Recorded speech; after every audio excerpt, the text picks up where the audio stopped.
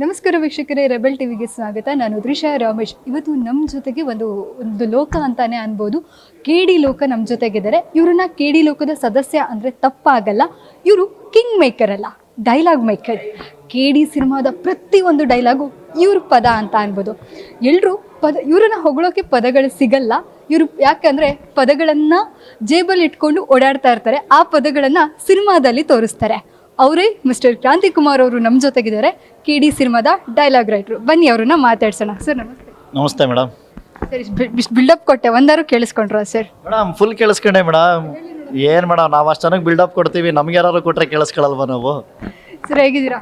ಚೆನ್ನಾಗಿದೆ ಮೇಡಮ್, ನೀವು ಹೇಗಿದ್ದೀರಾ ಮೇಡಮ್? ನಾನು ತುಂಬ ಚೆನ್ನಾಗಿದ್ದೀನಿ ಸರ್. ಫೈನಲಿ 2-3 ವರ್ಷದಿಂದ ಈ ಸಿನಿಮಾಗೋಸ್ಕರ ಎಲ್ಲರೂ ಕಾಯ್ತಾ ಇದ್ರು. ಫ್ಯಾನ್ಸ್ ಇರ್ಬೋದು ಅಥವಾ ನಾವು ಮಾಧ್ಯಮದವ್ರು ಇರ್ಬೋದು, ಎಲ್ಲರೂ ಕೂಡ ಕಾಯ್ತಾ ಇದ್ವಿ. ಫೈನಲಿ 30ಕ್ಕೆ ರಿಲೀಸ್ ಆಗೋಕ್ಕೆ ರೆಡಿ ಆಗಿದೆ. ಸೊ ಹೇಗಿದೆ ಎಕ್ಸೈಟ್ಮೆಂಟ್, ಪ್ರೆಸರ್ ಹೇಗಿದೆ ಸರ್? ಅಂದರೆ ತುಂಬ ಎಕ್ಸೈಟ್ಮೆಂಟ್ ಇದೆ ಮೇಡಮ್. ಇವಾಗ ಸುತ್ತಮುತ್ತ ಅಕ್ಕಪಕ್ಕದ ಮನೆಯವರೆಲ್ಲ ಹಬ್ಬ ಮಾಡುವಾಗ ನಾವು ಸುಮ್ಮನಿದ್ದಾಗ ಅನಿಸ್ತಾ ಇರುತ್ತಲ್ಲ, ನಮ್ಗೆ ನಾವು ಯಾವಾಗಲೂ ಹಬ್ಬ ಮಾಡೋದು ಅಂತ, ಆ ಥರ ಇವಾಗ ಅನಿಸ್ತಾ ಇದೆ. ಇವಾಗ ಈ ಸಿನಿಮಾನ fans, Dhruva sir fans, Prem sir fans ಆಗಿರ್ಬೋದು, ಆಡಿಯನ್ಸ್ ಆಗಿರ್ಬೋದು, ಆಲ್ರೆಡಿ ನಾವು ಬುಕ್ ಮೈ ಶೋಲಿ ಫ್ಯಾನ್ ಶೋ ಎಲ್ಲ ಬಿಟ್ಟಿದ್ದೀವಿ, 6 ಗಂಟೆ ಶೋ ಎಲ್ಲ ಕಡೆ ಬುಕ್ ಆಗ್ತಾ ಇದೆ. ಅದು ಒಂದು ಖುಷಿ ಇದೆ ಮೇಡಮ್. ಸರಿ, ಇವಾಗ ಈ ಸಿನಿಮಾ ಅಂತ ಬಂದಾಗ ಒಂದು ಇಷ್ಟು ದೊಡ್ಡ ಪ್ಯಾನ್ ಇಂಡಿಯಾಗೆ ಸಿನಿಮಾ ಡೈಲಾಗ್ಸ್ ಬರ್ತಿದ್ದೀರಾ, ಆ ಪ್ರೆಸರ್ ಅನ್ನಿಸ್ತಾ ಇದೆಯಾ ಅಥವಾ ಖುಷಿ ಅನ್ನಿಸ್ತಾ ಇದೆಯಾ? ಅಂದರೆ ತುಂಬ ದೊಡ್ಡ ಪ್ರೆಸರ್ ಮೇಡಮ್.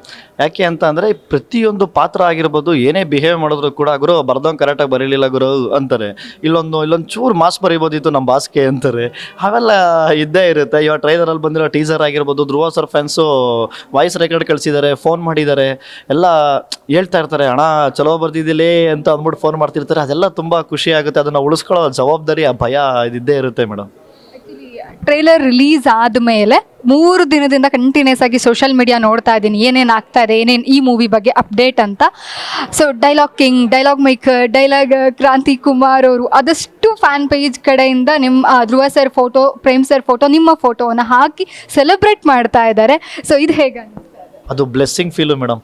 ಯಾಕಂದರೆ ಒಂದು ಸಿನಿಮಾ ಶುರುವಾಗುವಾಗ ಒಂದು ಒಳ್ಳೆ ಹೆಸರಾಗಬೇಕು ಅಂತ ಎಕ್ಸ್ಪೆಕ್ಟ್ ಮಾಡ್ತೀವಿ ನಾವು. ಈ ಥರ ಜನ ಸೆಲೆಬ್ರೇಟ್ ಮಾಡ್ತಾರೆ ಒಬ್ಬ ರೈಟ್ರನ್ನ ಅನ್ನೋದು ನನಗೂ ಗೊತ್ತಿರಲಿಲ್ಲ ಮೇಡಮ್. ಅಂದರೆ ಒಂದು ಸ್ಟಾರ್ ಡೈರೆಕ್ಟರ್ ಆಗಿರ್ಬೋದು, ಒಂದು ಸ್ಟಾರ್ ಹೀರೋ ಆಗಿರ್ಬೋದು, ಆ ಸ್ಟಾರಿಸಮ್ ಅನ್ನೋದನ್ನು ಫೀಲ್ ಮಾಡಿಸ್ತಾ ಇದ್ದಾರೆ ನನಗೆ. ಅದು ತುಂಬ ಖುಷಿಯಾಗುತ್ತೆ. ನಾನು ಎಕ್ಸ್ಪೆಕ್ಟ್ ಮಾಡಿರಲಿಲ್ಲ. ಇನ್ಸ್ಟಾಗ್ರಾಮಲ್ಲಿ ಆಗಿರ್ಬೋದು, ಫೇಸ್ಬುಕ್ಕಲ್ಲಿ ಆಗಿರ್ಬೋದು, ತುಂಬ ಟ್ರೋಲ್ ಪೇಜಸ್ಸು ಎಲ್ಲ ಕಡೆಯಿಂದನೂ ಆ ಫೋಟೋಸ್ ಬರ್ತಾ ಇದೆ. ಈ ಡೈಲಾಗ್ ಇವರೇ ಬರ್ತಿದ್ದು ಅಂತ ಫೋಟೋ ಹಾಕ್ತಾ ಇದ್ದಾರೆ. ಪ್ರೇಮ್ ಸರ್ ಜೊತೆ ಇರೋ ಫೋಟೋ, ಧ್ರುವ ಸರ್ ಜೊತೆ ಇರೋ ಫೋಟೋಗಳು. ಅದು ತುಂಬ ಸಿನಿಮಾಗಳು ಬರ್ದಿದ್ದೀನಿ ನಾನು, ಆದರೆ ಈ ಸಿನಿಮಾ ಹೇಳಿದ್ನಲ್ಲ ಮೇಡಮ್, ಅದೊಂಥರ ಅದೃಷ್ಟ. ಇವಾಗ ಈ ನಿಮ್ಮ ಸಿನಿಮಾ ನೋಡೋದಾದ್ರೆ, ನಾರ್ಮಲಿ ಒಂದು ಸಿನಿಮಾ ಅಂತ ಬಂದಾಗ ಹೀರೋ ಹೀರೋಯಿನ್ ಸಬ್ ಕ್ಯಾರೆಕ್ಟರ್ಸ್ ಇರುತ್ತೆ. ಬಟ್ ಈ ಸಿನಿಮಾ ಕಂಪ್ಲೀಟ್ ಎಲ್ಲರಿಗೂ ಡಿಫ್ರೆಂಟ್. ಯಾಕೆಂದರೆ ಬಹುದೊಡ್ಡ ತಾರಾಗಣ ಇದೆ, ಲೆಜೆಂಡ್ರಿ ಆ್ಯಕ್ಟರ್ಸ್ ಇದ್ದಾರೆ. ನಾವು ಇಷ್ಟು ವರ್ಷ ರಮೇಶ್ ಸರ್ನ ನೋಡಿದ್ದ ರೀತಿ ಬೇರೆ, ಆದರೆ KD ಸಿನಿಮಾ ಮೂಲಕ ನೋಡೋ ರೀತಿನೇ ಚೇಂಜ್ ಆಗುತ್ತೆ. ರವಿ ಸರ್ ಇರ್ಬೋದು, ಹಾಗೆ ಶಿಲ್ಪಾ ಶೆಟ್ಟಿ ಮ್ಯಾಮ್ ಇರ್ಬೋದು, ಇನ್ನು ಮೋಸ್ಟ್ ಫೇವ್ರೆಟ್ ಕಿಚ್ಚ ಸರ್ ಇದ್ದಾರೆ. ಸೊ ಎಲ್ಲರೂ ಒಂದು ದೊಡ್ಡ ತಾರಾಗಣ ಇದೆ. ಎಲ್ಲರಿಗೂ ಬ್ಯಾಲೆನ್ಸಿಂಗ್ ಆಗಿ ಡೈಲಾಗ್ ಬರಿಬೇಕು. ಅದು ಹೇಗಿತ್ತು? ಆದರೆ ಅದು ತುಂಬ ಚಾಲೆಂಜೇ ಮೇಡಮ್. ಯಾಕಂದರೆ ಎಲ್ಲ ಆರ್ಟಿಸ್ಟ್ಗಳು ಒಂದೊಂದು ಸಿನಿಮಾದಲ್ಲಿ ಇದ್ದಾಗ, ಇಲ್ಲ ಅಟ್ಲೀಸ್ಟ್ ಒಂದೊಂದು ಸೀನಲ್ಲಿದ್ದಾಗ ಏನೋ ಮಾಡ್ಬಿಡ್ಬೋದು. ಎಲ್ಲ ಒಂದೇ ಕಡೆ ಇದ್ದಾಗ ಅದನ್ನು ತುಂಬ ಚೆನ್ನಾಗಿ ಬ್ಯಾಲೆನ್ಸ್ ಮಾಡಬೇಕಾಗುತ್ತೆ. ಅದಕ್ಕೆ ಮೇಜರ್ ಸಪೋರ್ಟ್ ಅವರೇ ನಮ್ಮ ಪ್ರೇಮ್ ಸರು. ಅವ್ರು ಡಿಸೈನ್ ಮಾಡಿಬಿಟ್ಬಿಡ್ತಾರೆ, ಈ ಕ್ಯಾರೆಕ್ಟರ್ ಇಷ್ಟೇ ಬಿಹೇವ್ ಮಾಡಬೇಕು ಮಗ, ಇವ್ನು ಹಿಂಗೆ ಮಾತಾಡಬೇಕು, ಇವ್ನು ಇದೇ ಥರನೇ ರಿಪ್ಲೈ ಕೊಡಬೇಕು ಅನ್ನೋದನ್ನು. ಆ ಫೋರ್ಸ್ನ ನಾವು ಬರಿತೀವಿ ಅಷ್ಟೇ. ಅವ್ರು ಯಾವ ಫೋರ್ಸಲ್ಲಿ ಹೇಳ್ತಾರೆ, ಅವ್ನು ಬಂದರೆ ಮಗನೇ ಹಂಗೆ ಹಿಂಗೆ ಅಂತ ಏನು ಹೇಳ್ತಾರೆ, ಆ ಫೋರ್ಸ್ನ ನಾವು ರೀಚ್ ಮಾಡೋಕ್ಕೆ ಟ್ರೈ ಮಾಡೋದು ಅಷ್ಟೇ ಮೇಡಮ್. ಅದು ಆ ಸಪೋರ್ಟು ನಮ್ಮ ಪ್ರೇಮ್ ಸರು ನೋಡ್ಕೊಡೋರು, ಚೆನ್ನಾಗಿ ನೋಡ್ಕೊಳ್ಳೋರು. KD ಸಿನಿಮಾ ಇದಕ್ಕೆ ನೀವು ಡೈಲಾಗ್ ಬರೀಬೇಕು ಅಂದಾಗ ತಲೆಯಲ್ಲಿ ಏನೇನು ಓಡ್ತಿತ್ತು ಸರ್ ಆ ಕ್ಷಣಕ್ಕೆ? ಅಂದರೆ ಎಷ್ಟು ದಿನಕ್ಕೆ ಬರೆದು ಕಂಪ್ಲೀಟ್ ಮಾಡಿದ್ರಿ? ಯಾವ ಥರ ಓಡ್ತಾ ಇತ್ತು ತಲೆ? ಮೋಸ್ಟ್ ಎಕ್ಸೈಟಿಂಗ್ ಫ್ಯಾಕ್ಟ್ ಏನು ಅಂದರೆ ಮೇಡಮ್, ಪ್ರತಿಯೊಬ್ಬ ರೈಟ್ರು ಬಯಸೋದು ಒಂದೇ ವಿಚಾರ ಮೇಡಮ್, ಒಬ್ಬ ಸ್ಟಾರ್ ಸಿಗಬೇಕು, ಇಲ್ಲ ಒಬ್ಬ ಸ್ಟಾರ್ ಡೈರೆಕ್ಟ್ರು ಸಿಗಬೇಕು ಅಂತ ಅಂದ್ಬಿಟ್ಟು. ಅದು ಎರಡು ಒಂದೇ ಸಲ ಆದಾಗ ಅದು ಬೇರೆ ಥರ ಮೇಡಮ್. ಸಡನ್ನಾಗಿ ನಿದ್ದೆನೇ ಬರೋಲ್ಲ. ಯಾಕಂದರೆ ಒಂದೇ ಲೈಫ್ ಟೈಮ್ ಒಂದೇ ಆಪರ್ಚುನಿಟಿ, ಅದನ್ನು ನಾವು ಯೂಸ್ ಮಾಡ್ಕೊಳ್ಳೇಬೇಕು. ಆಮೇಲೆ ಒಂದು ನಿದ್ದೆ ಕಮ್ಮಿ ಮಾಡ್ಬೋದು, ಊಟ ಕಮ್ಮಿ ಮಾಡ್ಬೋದು, ಒಂದು ಡೈಲಾಗ್ ಕಮ್ಮಿ ಮಾಡೋಕ್ಕಾಗಲ್ಲ. ಏನೇ ಬರೆದ್ರೂ ನನಗೆ ಹೆಸರು, ಎಷ್ಟೇ ಬರೆದ್ರೂ ನನಗೆ ಹೆಸರು, ಅದೊಂದು ಇರುತ್ತೆ ಮೇಡಮ್. ಆ ಭಯ ಅದೊಂದು ಟಿಲ್ ಟುಡೇ ಜನ ರಿಲೀಸ್ ಆಗಿ ಜನ ಅದನ್ನು ನೋಡಿ ಗುರು ಚೆನ್ನಾಗಿದೆ ಗುರು ರೈಟಿಂಗು ಅನ್ನೋವರೆಗೂ ಅದೊಂದು ಭಯ ಇದ್ದೇ ಇರುತ್ತೆ. ನಿಮ್ಮ ಟ್ರೈಲರ್ ರಿಲೀಸ್ ಆದಾಗ ಡೈಲಾಗ್ಸ್ ನೋಡಿ ಅಥವಾ ಈಗ ಸೋಷಿಯಲ್ ಮೀಡಿಯಾದಲ್ಲಿ ಫ್ಯಾನ್ ಪೇಜಲ್ಲೆಲ್ಲ ನೋಡಿದ್ಮೇಲೆ ನಂಗೆ ಅನಿಸಿದ್ದಷ್ಟೇ, ನೀವು ಈ ಡೈಲಾಗ್ ಬರೆದಿದ್ದು ಮಾಡು ಇಲ್ಲವೇ ಮಡಿ ಅನ್ನೋ ತಲೆಯಲ್ಲಿ ಇಟ್ಕೊಂಡು ಬರೆದಿದ್ದೀರಾ. ಯಾಕಂದರೆ ಇದೊಂದು ಚಾನ್ಸ್, ಒಬ್ಬ ಸ್ಟಾರ್ ಡೈರೆಕ್ಟ್ರು, ಸ್ಟಾರ್ ಹೀರೋ, ಅದು ಅಲ್ಲದೆ ಬೇರೆ ಬೇರೆ ತಾರಾಗಣ ಇದೆ. ಇದರಿಂದ ನನ್ನ ಲೈಫ್ ಒಂದು ಮಾಡು ಇಲ್ಲವೇ ಮಡಿ ಅಂದರೆ ಇವಾಗ ಏನೋ ಒಂದು ಮಾಡಬೇಕು, ಒಂದು ಫಿಕ್ಸ್ ಆಗಿದ್ರಿ ಅಂತ ಅನಿಸುತ್ತೆ. ಅಂದರೆ ಅದೇ ಮೇಡಮ್ ಹೇಳಿದ್ನಲ್ಲ, ಒಂದೇ ಆಪರ್ಚುನಿಟಿ ಮೇಡಮ್. ಗುರು ಬದುಕ್ತೀಯಾ ಇವತ್ತು ಬದುಕು, ನಾಳೆ ಬೆಳಗ್ಗೆ ನಿನಗೆ ಜೀವನ ಇಲ್ಲ ಅಂತಂದರೆ ಇವತ್ತು ನಾನು ಹೇಗೆ ಬದುಕ್ತೀನಿ, ಎಷ್ಟು ಚೆನ್ನಾಗಿ ಬದುಕ್ತೀನಿ, ಎಲ್ಲರ ಜೊತೆ ಎಷ್ಟು ಚೆನ್ನಾಗಿರ್ತೀನಿ ಅಂತ ಹೇಗೆ ಒಂದು ಡಿಸೈಡ್ ಮಾಡ್ತಾರೋ ಆ ಥರ ಮೇಡಮ್. ಈ ವರ್ಷ ಅಷ್ಟೇ ಫೈನಲ್, ನೆಕ್ಸ್ಟ್ ಇಯರ್ ನಂಗೆ ಲೈಫೇ ಇಲ್ಲ ಗುರು ಅನ್ನೋ ರೇಂಜಿಗೆ ವರ್ಕ್ ಮಾಡಿದ್ದು. ಅದಕ್ಕೆ ಎಷ್ಟು ವರ್ಷ ಕೇಳಲಿ ಪ್ರೇಮ್ ಸರು, ಯಾವ ಥರ ಕೇಳಲಿ, ಇಲ್ಲ ಮಗ ವೇರಿಯೇಷನ್ಸ್ ಆಗಲಿ. ಇವಾಗ ಎಷ್ಟೋ ಸೀನ್ಗಳು, ಇವಾಗ ನಮ್ಮ ಸಿನಿಮಾದಲ್ಲಿ ನೀವು ನೋಡಿದ್ರೆ ಒಂದು 80-90 ಸೀನ್ ಇರ್ಬೋದೇನೋ, ನಾವು 120 ಸೀನು ಡಿಸ್ಕಸ್ ಮಾಡಿರ್ತೀವಿ, ಬರೆದಿರ್ತೀವಿ. ಯಾವುದಕ್ಕೂ ಏನೂ ಬೇಜಾರಿಲ್ಲ ಗುರು, ಈ ಸಿನಿಮಾ ಆಗಬೇಕಷ್ಟೇ, ಚೆನ್ನಾಗಿ ಆಗಬೇಕು, ನನ್ನ ಕೆರಿಯರಲ್ಲಿ ಉಳ್ಕೋಬೇಕು ಈ ಸಿನಿಮಾ ಅನ್ನೋದೊಂದು ಛಲ. ಆ್ಯಕ್ಚುಲಿ ಈ ಸಿನಿಮಾ ಒಂಥರ ನೀವು ಈ ಹಿಂದೆ ಬರೆದಂಥ ರಕ್ಕಸಪುರದಳು ಒಂದು ಡಾರ್ಕ್ ಕಾಮಿಡಿ ಅಂದರೆ KD ಕಂಪ್ಲೀಟ್ ಒಂದು ಮಾಸಲ್ಲೂ ಟ್ರೇಲರ್ ನೋಡಿದಾಗ ಒಂದು ರೆಟ್ರೋ ಸ್ಟೈಲ್ ಮಾಸ್ ಅಂತ ಅನ್ನಿಸ್ತು. ಈಗ ರೆಟ್ರೋ ಸ್ಟೈಲ್ ಅಂದರೆ ಈಗಿನ ಅಪ್ಡೇಟೆಡ್ ಏನೂ ಇರಲ್ಲ, ಆ ಸ್ಟೈಲಿಗೆ ಅದು ಹೆಂಗೆ ಬರೋದ್ರಿ ಸರ್? ಅಂದರೆ ಅದ್ರ ಬಗ್ಗೆ ನಾವು ಸ್ಟಡಿ ಮಾಡಬೇಕಾಗುತ್ತೆ ಮೇಡಮ್. ಇವಾಗ ನಾವೆಲ್ಲ ಒಂದಷ್ಟು ವರ್ಷಗಳಿಂದೆ ಒಂದು ಬಾರ್ಡ್ರ್ ಹಾಕ್ಕೊಂಡು, ಗುರು ಇದು ಆ ಕಡೆ ಸ್ಲ್ಯಾಂಗು, ಇದು ಈ ಕಡೆ ಸ್ಲ್ಯಾಂಗು, ಇದು ಮಂಡ್ಯ, ಮೈಸೂರು, ಕೊಳ್ಳೇಗಾಲ, ಚಾಮರಾಜಪೇಟೆ, ಚಾಮರಾಜನಗರ ಅಂತ ಅಂದ್ಬಿಟ್ಟು ನಾವು ಅಷ್ಟು ಡಿವೈಡ್ ಮಾಡ್ಕೊಂಡು ಸಿನಿಮಾಗಳಲ್ಲಿ ನಾವು ಪೋಟ್ರೆ ಮಾಡ್ತಾಯಿದ್ದು ಆ ಕಡೆ ಅಂತ. ಆದರೆ ಒಂದು ಕಾಲಘಟ್ಟದಲ್ಲಿ ಎಲ್ಲ ಇರೋದು.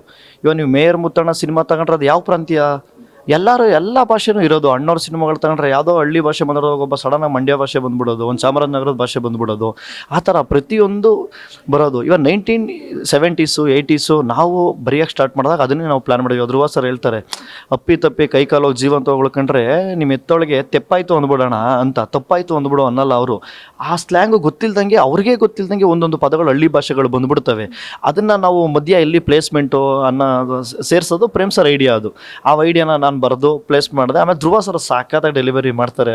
ಅದು ಎಲ್ರಿಗೂ ಗೊತ್ತಿರೋದೆ. ಆಲ್ರೆಡಿ ಮೊದಲನೇ ಸಿನಿಮಾಯಿಂದನೇ ಅವರೊಂದು ಪ್ಯಾಕೇಜ್ ಅಂತ ಪೋಟ್ರೆ ಮಾಡ್ಕೊಂಡು ಬಂದವರು. ಅದನ್ನು ನಾವು ಉಳಿಸ್ಕೋಬೇಕಿತ್ತು, ಅದನ್ನು ಪ್ರೇಮ್ ಸರ್ ಚೆನ್ನಾಗಿ ಬಳಸ್ಕೊಂಡಿದ್ದಾರೆ ಮೇಡಮ್.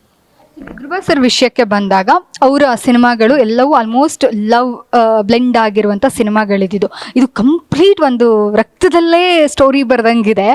ಸೊ ಇದಕ್ಕೆ ನೀವು ಹೆಂಗೆ ರೆಡಿ ಆದ್ರಿ, ಪ್ರಿಪೇರ್ ಆದ್ರಿ? ಅಂದರೆ ಒಬ್ಬ ಲವರ್ ಬಾಯ್ನ ಜನ ನೋಡಿರ್ತಾರೆ, ಈಗ ಅವ್ರನ್ನ ಒಬ್ಬ ಆ್ಯಕ್ಷನ್ ಪ್ರಿನ್ಸ್ ಆಗಿ ಈ ಥರದ್ದೊಂದು ಕ್ಯಾರೆಕ್ಟ್ರಲ್ಲಿ ಅವ್ರನ್ನ ಜನ ಒಪ್ಕೋಬೇಕು ಅಂದಾಗ ಆ್ಯಸ್ ಎ ಕತೆಗೂ ಅಷ್ಟೇ ಇಂಪಾರ್ಟೆಂಟ್ ಇರಬೇಕು, ಆ್ಯಸ್ ಎ ಡೈಲಾಗ್ ರೈಟ್ರಿಗೂ ಅಷ್ಟೇ ಪ್ರೆಸರ್ ಇರುತ್ತೆ. ಇದು ಹೇಗಿತ್ತು ಸರ್? ಆದರೆ ಪರ್ಸ್ನಲಿ ನಂಗೆ ಧ್ರುವ ಸರೇ ಪರ್ಸ್ನಲಿ ತುಂಬ ಇಷ್ಟ ಮೇಡಮ್. ಆಸ್ ಎ ಹೀರೋ ಆಗಿರ್ಬೋದು, ಪರ್ಸನಾಗಿ ಆಗಿರ್ಬೋದು, ಅವರು ಅಷ್ಟು ಆತ್ಮೀಯತೆಯಾಗಿ ಮಾಡಿಸ್ತಾರೆ. ಆಮೇಲೆ ಪ್ರತಿ ಪಾತ್ರಗಳು, ಇವಾಗ ಅದ್ದೂರಿ, ಇವಾಗ ನಾವೇನು ಮಾತಾಡ್ತಿದ್ದೀವಿ ಆ ಸಿನಿಮಾಗಳೆಲ್ಲ ಅವ್ರು ಹೇಳೋ ಡೈಲಾಗ್ಗಳನ್ನ ನಾವು ಹೇಳ್ಕೊಬಂದವರು. ನಾವು ಕಾಲೇಜಲ್ಲಿ ಎಲ್ಲ ರೇಗಿಸ್ಕೊಂಡು ಆ ಥರ ಕಟ್ಟೋ ಬಿಲ್ಡಿಂಗ್ ಎಲ್ಲ ತಾಜ್ ಮಹಲ್ ಆಗಲ್ಲ, ಈ ಥರ ಪ್ರತಿಯೊಂದು ಡೈಲಾಗ್ನು ಸ್ಟೇಜ್ ಮೇಲೆ ಹೇಳ್ಕೊಬಂದಿದ್ದು ಹುಡುಗರು ನಾವು.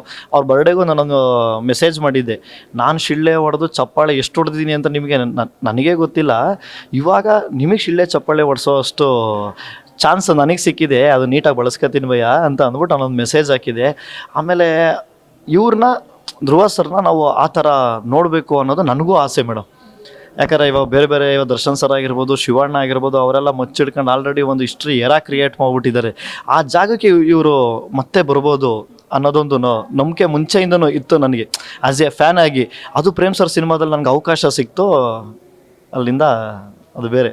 ಆ್ಯಕ್ಚುಲಿ ಇವತ್ತಿಗೂ ಎಕ್ಸ್ಕ್ಯೂಸ್ ಮೀ ಮೂವಿ ಡೈಲಾಗ್ಸ್ ಇರ್ಬೋದು, ಅಥವಾ ಜೋಗಿ ಸಿನಿಮಾದ ಡೈಲಾಗ್ ಇರ್ಬೋದು, ರಾಜ್ ಸಿನಿಮಾ ಡೈಲಾಗ್ ಇರ್ಬೋದು, ಕರಿಯಾ ಮೂವಿ ಡೈಲಾಗ್ ಇರ್ಬೋದು, ಪ್ರತಿಯೊಂದು ಪ್ರೇಮ್ ಸರ್ ಮೂವೀಸ್ ಡೈಲಾಗ್ನ ಇವತ್ತಿಗೂ ನೆನಪಿಡ್ತಾರೆ.